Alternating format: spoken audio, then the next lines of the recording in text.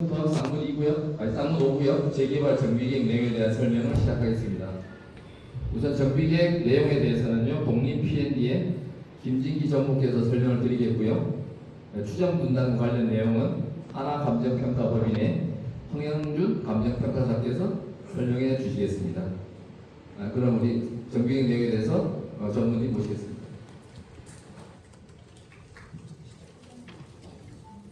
안녕하십니까.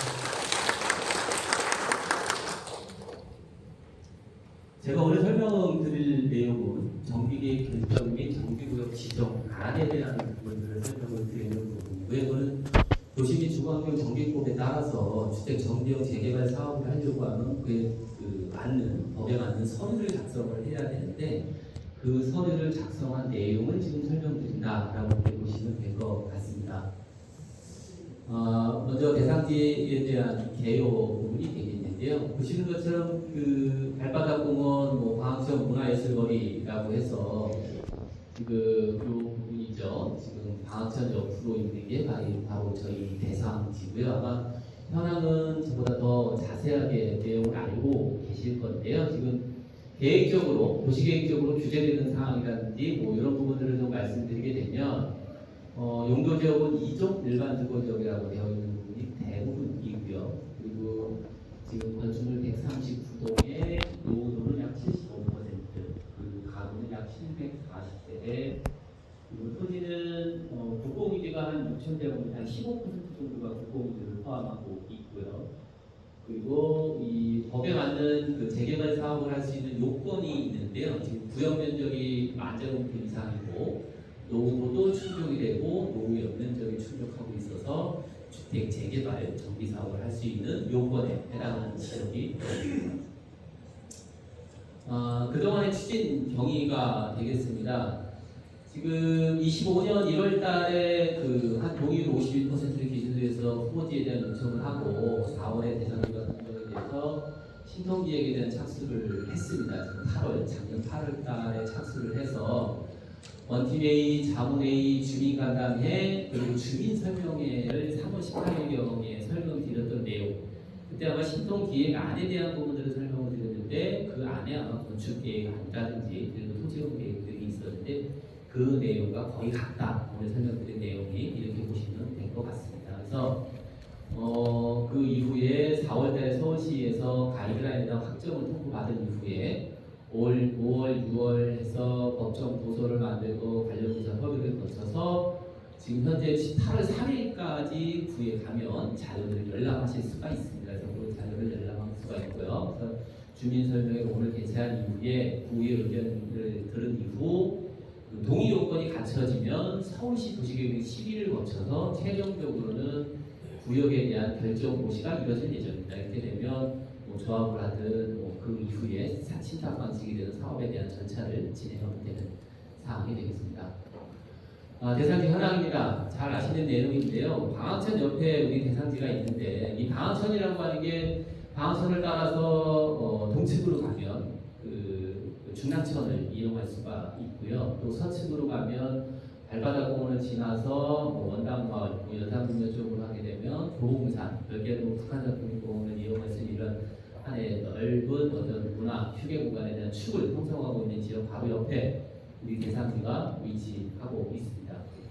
지역적인 현황을 보게 되면 하천 쪽인 강화천돈으로 좀 낮은 형태를 보이고 있고요. 가장 높은 지역은 햇살바로 어린이집 있는 지역이 가장 높게 한 40m 정도가 되고요. 그 남쪽 북동측이죠. 쌍문이동 어린이집이 있는 쪽이 가장 낮은 형태의 27m의 표고 현황을 보이고 있어서 보게 되면 남쪽은 높고 가운데 쪽으로 해서 약간 북쪽의 형태로 해서 이쪽이 낮은 형태의 지역을 보이고 있습니다. 그리고 방학천에 대한 이용을 보게 되면 우리 대상지 쪽으로는 석축제방이 되어 있어서 실질적으로 건너편으로 건너가서 이용하고 할 수밖에 없는 구조가 되어 있는데 이러한 부분들을 우리 대상지에 좀 원활하게 이용할 수 있도록 우리 계획 내용에 좀 반영을 해서 그 부분이 고려가 되어 있습니다. 도로의 현황 부분들은 도봉로나 방학로를 통해서 도당로를 통해서 우리 대상지 비신호의 좌회전을 통해 가지고 들어올 수 있는 이런 구조를 가지고 있고요. 그리고 우리 구역 바로 옆에 또 쌍문동 710번지대라고 해서 우리도 또 뭔가의 그 재개발 사업을 하려고 하는 이런 게 진행되고 있어서 전반적으로 주변 지역까지 함께 아울러서 고려가 된 그 도로에 대한 계획 수립이 필요하다라고 할 수가 있습니다. 보행적인 부분들은 뭐 버스 정거장 위주 내지는 그 구청이라든지 주로 도봉동에도 많은 통행 그리고 노인복지 같은 데도 보행편이 많이 이루어지고 있고요. 그 공원, 그 하천변을 많이 방청들이 이용되고 있는 현황을 보이고 있습니다. 다음 용도 지역과 개발 현황이 있는데요. 지금 오이시설 연정선에 해당하는 신규 역세권이 강로 연도에서 형성이 되면 역세권, 역 신설역 한 250m 반경내를 역세권이라고 하는데 우리 대상지가 그 지역에 지금 해당이 되고 있는 구역에 지금 들어가고 있는 사항이 되겠습니다. 그리고 토지 및 건축물 현황을 보게 되면 먼저 토지 부분은 지금 왼쪽에 되어 있는 게 국유지 그리고 공유지에 해당하는 부분인데요. 국공유지 중에서도 무상 양도가 되는 즉 이 해당하는 토지를 한쪽에 모아서 도로나 공원으로 해줘야 되는 부분, 무상 양도가 되어야 되는 부분이 약 4,700제곱미터 정도가 되고요. 그리고 그 외에 무상 양도가 안 되고 매입을 해야 되는 게 약 48제곱미터. 그리고 쌍문 이동 어린이집 같이 그건 뭐 저희가 이 사업에 큰 영향을 주는 게 아니라 그 자리에 그대로 존치 않은 형태로 해서 구역만 좀 부지만 좀 정형화하실 건데요. 존치 않은 부지에서 약 전체 한 6,000제곱미터 정도의 부공유지가 있습니다. 그리고 특징적인 부분들은 대상지 내에 SH나 LH에 해당하는 다세대 다가구 주택들이 있는데요. SH가 한 29세대, 그리고 LH 포함해서 40세대 정도가 우리 대상지에 있습니다. 다음은 정기계획 안 부분이 되겠습니다. 후보지 신청할 때는 약 39,500제곱미터에 해당하는 부분들을 후보지 신청을 해주셨는데요. 신통 기획 과정을 거치면서 도봉로 2길, 즉 남측에 해당하는 부분의 진입도로에 대한 것들을 설치하고 도로 확보를 하다 보니 남측에 해당하는 부분들을 구역에 편입을 해서 약 1,400여 제곱미터가 증가해서 40,947제곱미터의 구역 면적을 주택 재개발 정비구역으로 설정하는 부분이 되겠습니다. 그리고 용도 지역에 있어서는 현재 2종 일반 주거 지역을 3종 일반 주거 지역으로 용도 지역을 종상향하는 부분은 계획이 되어 있고요. 용도 지역은 2종 일반 주거 지역의 경우에는 뭐 서울시 조례상은 용도는 200%고, 국정은 250, 3종은 250에 300, 약 50%의 용적률 차이가 나는 부분인데 용적률을 더 상향할 수 있게끔 3종 일반 주거지로 상향을 한 부분이 되겠고요. 단 상향을 하게 되면 상향하는 면적이 약 10% 정도의 공공기여가 발생하는데 이 부분들도 계획에 반영하는 부분이 되겠습니다. 그리고 공원에 대한 부분이 1,000세대를 넘어가게 되면 공원이나 녹지를 또 설치를 해야 되는 부분이 되겠는데요. 지금 보시게 되는 건 경관녹지라고 해서 발바닥 공원으로 해서 방학천변에 지금 녹지들이 되어 있는데 그거 같은 형태로 해서 저희 대산지 위쪽에 경관녹지 형태로 약 15m의 폭원 형태로 해서 녹지를 저희가 조성을 하는 사항으로 지금 계획이 되어 있습니다. 그래서 이 부분이 이거 조성에 관한 부분도 서울시 지원을 통해서 좀 조성이 될 예정이다 이런 말씀 드릴 수가 있을 것 같습니다. 네, 다음은 용적률에 관한 계획 부분이 되겠는데요. 앞서 말씀드린 것처럼 현황 용적률이라고 했으면 현재 용도적 기준으로 하게 되면 보시는 것처럼 뭐 최대 250에 해당하는 부분인데 현재 용도적 세계 기준인데 제가 상향을 통해서 300%까지 용적률을 확보할 수 있도록 지금 계획이 되어 있는 상태고요. 그 안에는 뭐 서울시에서 수립한 도시화율 및 주거용적률 기본계획에 따른 이런 그 기준들에 의해서 허용 용적률이라든지 아니면 뭐 사업성 고정 개수라든지 공공기업 그리고 이런 법적 사항을 적용하는 것들을 적용을 해서 최대 300%까지 할 수 있도록 저희가 계획을 수립한 부분이 되겠습니다. 그 안에 허용 용적률에 해당하는 부분은 보시는 것처럼 공공고용 통로를 설치한다든지 수변과 그 관련된 어떤 특화 공간 그리고 돌봄 시설 뭐 이런 거에 대한 시설 설치를 통해서 허용 용적률 20%의 사업성 고정 개수라고 해서 서울시 평균 지가 대비 좀 차이가 나는 부분을 좀 더 용적률을 더 가져갈 수가 있는데 저희는 지금 한 40% 그러니까 허용 용적률 20%의 사업성 고정 개수 2를 적용해서 약 40%의 허용 용적률을 찾아가는 걸로 계획이 되어 있고요. 그리고 상한용적률 부분은 앞서 말씀드린 것처럼 용도지역을 2종에서 3종으로 상향할 때 10%의 공공비용가 발생을 하는데 그 부분들이 적용되는 부분들인데요.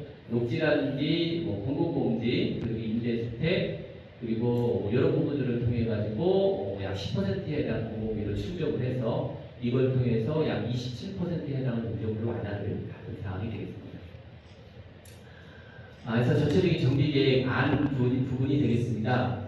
지금 획지 2라고 되어 있는 부분들은 쌍문이죠, 어린이집이고요. 그 외 노란색으로 획지 1이 해당하는 부분들이 요 지역이 공동주택을 지을 수 있는 땅인데 기존의 도로 기능을 유지해서 공공보행통로를 설치를 하고 수변에 특화 부분, 들린생활시설을 설치한다든지 그리고 노담로 2기를 통해서 출입구를 낸다든지 이렇게 대한 부분들이 되겠는데 그래서 기준 210, 허용 250%, 상한 277.54%, 법적 상한 300%로 해서 건축을 할 수 있게끔 규정을 지금 계획을 수립한 거고요. 그 안에 최고 높이는 최고 35층 이하에서 건축 계획을 수립하는 되는 사항이 되겠습니다. 건축 배치도 부분이 되겠습니다. 아마 이 부분은 지난번에 한번 보셨던 내용일 겁니다. 보게 되면 약 1087세대 35층이고요. 가장 높은 게 35층이고요.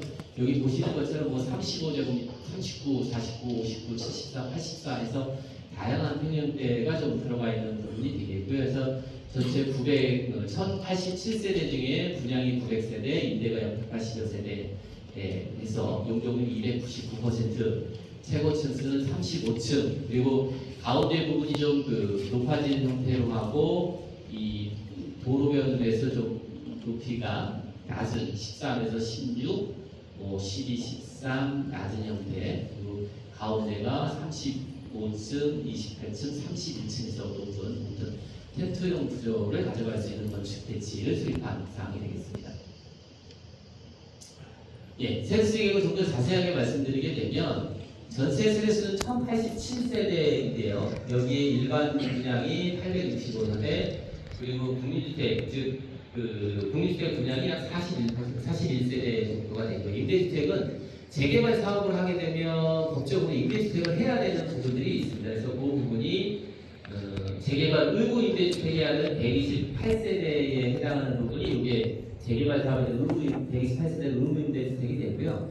그리고 국민주택 규모 임대 부분은 여기 분양 41세대를 확보하는 거에 맞춰서 41세대를 조합원으로 가져가는 대신 41세대를 임대로 내는 부분이 하나 있고요. 그리고 아까 공공기여 10%를 해야 되는 부분에 일부 토지 대지면적 축소보다는 건축물 기준 차량이 훨씬 소유자들한테 유리하기 때문에 저희가 임대주택에 대한 방식을 좀 선택해서 12세대를 기준 차량으로 설정한 부분이 되겠습니다. 그래서 전체 1087세대가 되겠습니다. 그리고 주민 공동이용서는 법적 기준에 해당하는 부분들인데요. 지금 보신 것처럼 들린생활시설부터 시작해서 북카페, 스터디 카페, 피트니스 센터, 코워킹 스페이스, 동호회실, 돌봄센터, 이렇게 저축부에 저희가 다양하게 지금 설치를 했고요. 이런 부분이 나중에 인센티브, 허용인증된 인센티브하고 연결될 수 있는 부분이기 때문에 지금 화천변도에서 이런 편리한 곳에 이렇게 공급하는 것으로 계획하는 부분이 되겠습니다.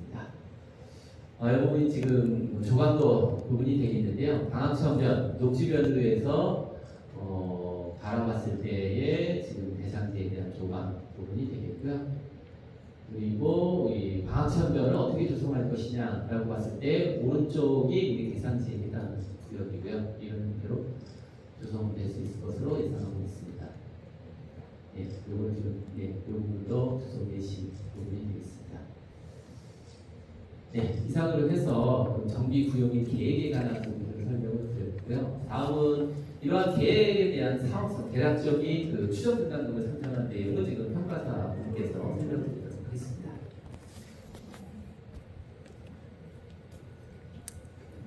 안녕하십니까. 저는 하나감정평가법인의 홍영준 평가사라고 합니다. 지금부터는 여러분께서 가장 관심을 가지고 좀 지켜보실 우리 사업지의 대략적인 분담금에 대해서 설명드리도록 하겠습니다. 여러분들의 분담금이 잠정적으로 확정되는 시기는 사업이 원활하게 진행이 된 후에 이 관리처분 계획인가 시점에서 정식 감정평가 결과를 반영을 해가지고 정식 감정평가는 여러분들의 현재 자산 가치를 평가하는 종전자산 감정평가의 경우 사업 시행 계획 인가 고시가 있는 날의 기준으로 감정평가가 이루어지고요.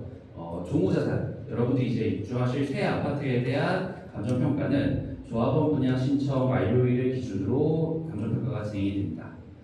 현재 시점은 이 정비구역 지정 단계로서 현재 시점에서는 이제 정식 감정평가를 진행할 수가 없기 때문에 약식으로 추정을 하였고, 또 현재 시점과 이 관리처분 계획 인가 시점까지는 상당히 시점적으로도 많이 괴리가 되어 있기 때문에 그 과정에서 이제 부동산 경기의 변동이나 건축 경기의 변동, 그리고 정비 계획이 변경이 될 경우에도 현재 산정한 추정 분담금의 변동 가능성은 매우 높다라는 것을 꼭 인지해 주셨으면 좋겠고, 그렇다면 지금 이게 변동 가능성이 높지만 현재 시점에서 여러분들한테 추정 분담금을 산출해서 결과를 알려드린 이유는 우리 사업지의 계략적인 사업성에 대해서 여러분들께 정보를 제공해드리고, 여러분들께서 사업에 참여 여부에 대한 의사결정을 지원하는 역할 그 이상 그 이하도 아니다라는 점을 꼭 이해해 주셨으면 좋겠고, 정식 감정평가에 의한 결과가 아니면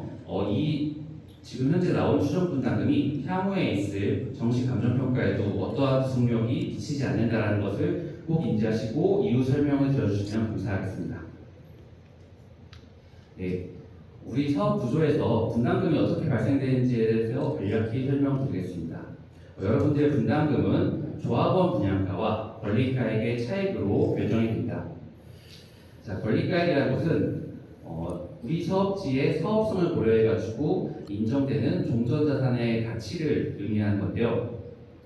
종전자산 평가액에다가 비례율이라는 것을 곱해서 결정이 된다. 비례율이라는 것은 여러분들의 현재 자산의 총액 대비해가지고 우리 사업으로 발생된 개발 이익의 비율을 의미하는 것으로, 비례율이 100%가 넘는다는 것은 여러분들의 현재 자산 가치 총액보다 이 사업으로 발생되는 이익이 더 크다는 것을 의미합니다.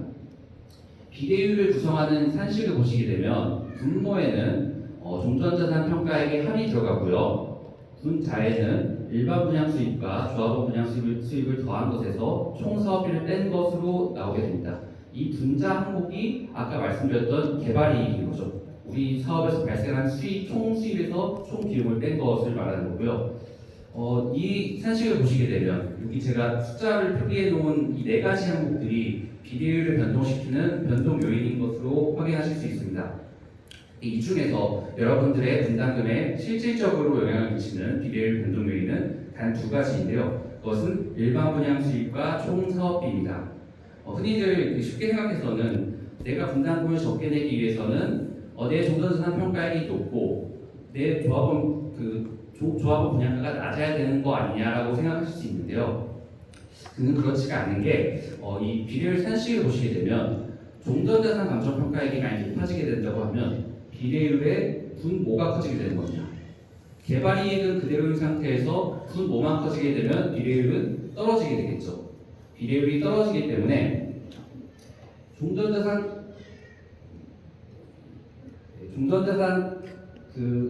평가액이 높아진 만큼 비례율은 낮아지면서 결과적으로 권리가액에는 아무런 변동을 미치지 못하게 되고 여러분들의 분담금에도 영향을 미치지 못하게 되는 것입니다. 그리고 조합원 분양가의 경우에도 조합원 분양가는 우리 사업에서 수익에 해당하는 부분이 된다.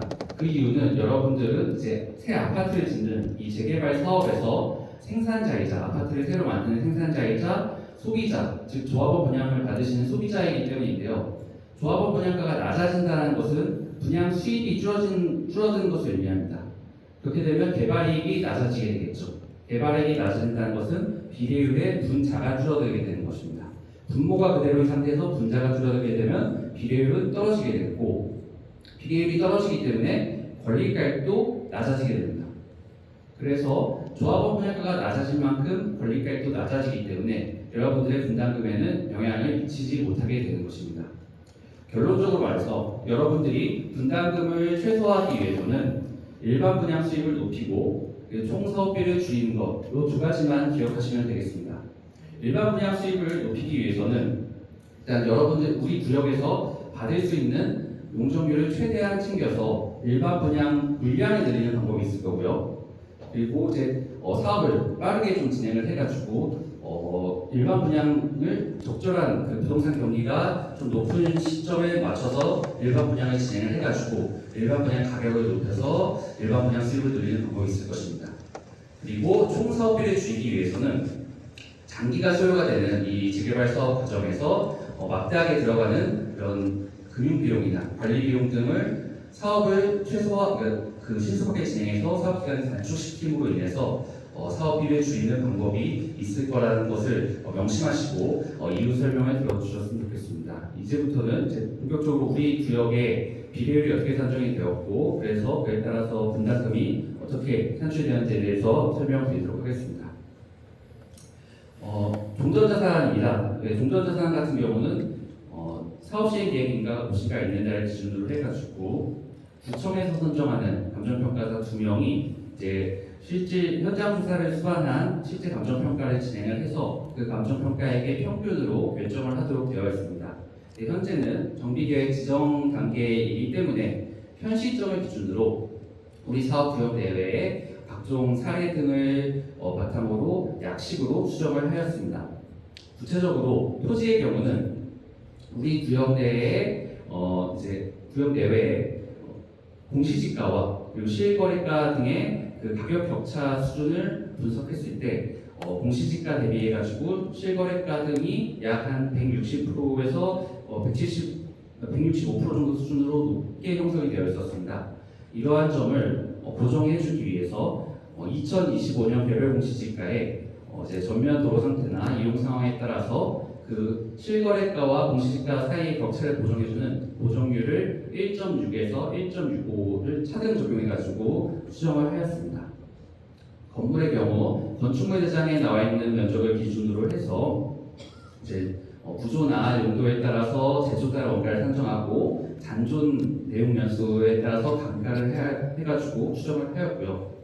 아파트와 빌라 같은 구분 건물의 경우 공동주택 공시가격과 실거래가 등의 격차를 보정해주는 보정률을 1.6에서 1.8배를 차등 적용해가지고 수정을 하였습니다. 이렇게 해가지고 산정된 우리 구역의 총 종전자산 가치는 약 2,100억 원인데요. 거기서 국공유지와 현금청산을 제외한 비례율에 적용되는 종전자산 추정액은 약 1,700억 원으로 추산이 되었습니다. 다음은 분양수익 부분입니다. 우리 사업지 인근의 신축 아파트의 시세와 분양가를 조사해 봤는데요. 아직 우리 도봉구 쪽에는 신축 아파트가 존재하지 않기 때문에 가장 대상지에서 인근에 위치한 코오롱 하늘시대 같은 경우는 10년도 좀 지난 신축이라고 하기에는 조금 애매한 단지이고 세대수도 290세대로 작기 때문에 그 시세가 34평 기준으로 해가지고 평당 2,280만 원 정도 수준으로 좀 낮게 형성이 되어 있습니다. 근데 이제 노원구로 가서 그 노원역에 있는 포레나 노원 같은 경우는 평당 시세가 약 3,690만 원으로 형성이 되었고요. 강북구 쪽으로 내려가게 되면 약 2,900만 원대에서 3,900만 원대까지 형성이 되어 있습니다. 그리고 가장 최근에 일반 분양을 진행을 했었던 장위 뉴타운에 있는 장위 프루지오 마커원의 경우는 일반 분양가가 평당 4,790만 원으로 형성이 되어 있습니다. 이러한 사정을 좀 참작해가지고 우리 구역에 적용할 일반 분양가는 34평 기준으로 평당 2,850만 원으로 수정하였습니다. 그리고 조합원 분양가의 경우는 일반 분양가의 85% 수준으로 수정을 하였습니다. 이렇게 했을 때 34평 기준으로 해서 일반 분양가는 약 9억 8천 정도 되고 조합원 분양가는 8억 4천억 정도가 8억 4천만 원 정도가 되겠습니다. 그리고 근린생활시설의 경우는 인근의 거래 사례를 참고하여 약식으로 수정을 하였고 임대주택의 매각 가격도 법령에서 규정하는 대로 수정을 하였습니다. 이렇게 해서 산출된 우리 구역의 총 분양 수익은 약 6,900억 원 정도가 되겠습니다. 다음은 정비사업비 부분입니다. 정비사업비에서 가장 큰 비중을 차지하는 부분이 건축공사비입니다.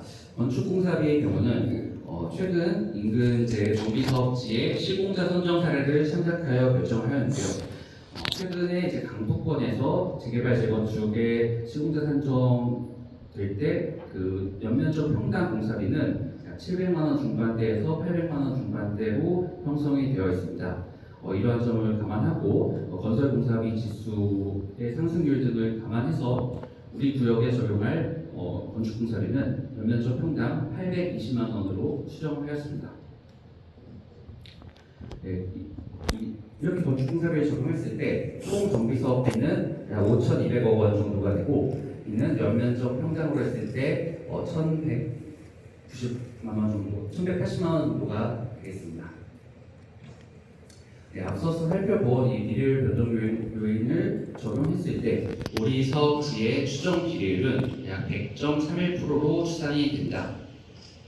이런 비례율을 바탕으로 우리 토지 등 소유자 유형별로 분담금 추산액을 이 표로 보여드리는 건데요. 이 표에 대해서 설명을 드리자면, 좌측에는 현재 여러분들이 소유하고 계시는 건물의 유형이 나와 있고, 기준 면적의 경우 토지 건물, 단독주택이나 다가구 같은 경우는 토지 면적을 기준 면적으로 산정하였고, 빌라나 아파트와 같은 부분 건물의 경우는 전용 면적을 기준 면적으로 산정을 하였습니다.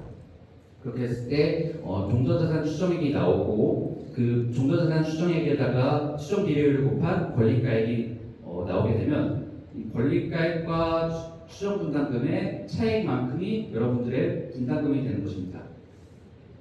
여기서 마이너스로 표기가 되는 것은 여러분들이 환급을 받으시는 거고, 플러스로 표기되는 건 여러분들이 분담하셔야 되는 금액을 나타냅니다. 예시를 들어 설명드리면, 지금 단독주택으로 지금 토지 면적이 150제곱미터에서 200제곱미터 사이에 있는 경우 평균적으로 종전자산 추정액이 약 9억 8천만 원 정도가 추산이 됩니다. 이분의 권리가액이 9억 8천만 원이고, 이분이 만일 34평 전용 84제곱미터를 분양을 받으신다고 했을 때는 약 1억 4천만 원을 환급 받으시는 걸로 추산이 됐습니다. 그리고 아파트의 경우 아파트 전용 면적 한 55제곱미터 정도 되는 경우로 했을 때 종전자산 추정액이 평균적으로 한 2억 8천 정도가 되고요. 이분이 만일 전용 5구 타입 24평짜리를 분양 받으신다고 하면 약 3억 5천 정도의 분담금이 발생하는 것으로 추산이 되었습니다. 네, 앞서 설명드렸던 것처럼 정비사업은 장기간이 소요가 되는 프로젝트이기 때문에 그 과정에서 공사비의 변동이나 일반 분양가의 변동에 따라서 현재의 비례율은 달라질 수밖에 없다고 말씀드렸습니다. 그렇기 때문에 미래의 여건 변화에 따라서 대응하실 수 있도록 공사비와 일반 분양가의 변동에 따라서 우리 비례율이 어떻게 달라지는지에 대해서 보여드리는 건데요. 현재 기준 분양가와 기준 공사비를 했을 때 비례율은 101.3%인데, 만약 지금 현재보다 공사비가 5% 증가하게 된다고 하면 비례율은 88.8%로 약 12% 정도 떨어지게 됩니다. 하지만 동일하게 5%, 그러니까 일반 분양가가 5% 증가를 하게 된다고 하면 106.64%로 약 18% 정도 상승을 하게 되는 그러한 사업성을 가지고 있는 우리 사업지라는 것을 인지하시고 미래의 여건의 변화에 대응해서 사업을 진행을 해 나가시면 될 것 같습니다. 앞서 말씀드린 것처럼 여러분들이 분담금을 최소화시키는 방법은 일반 분양 수입을 늘리고 정비 사업비를 줄이는 거라고 말씀을 드렸습니다.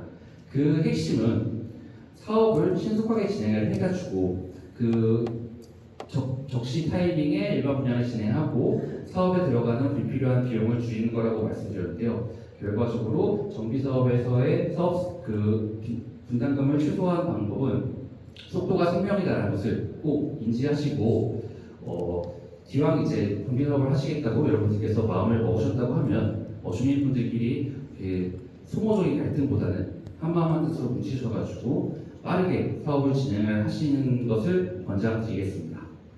장시간 설명드려서 감사합니다. 이상 발표하겠습니다.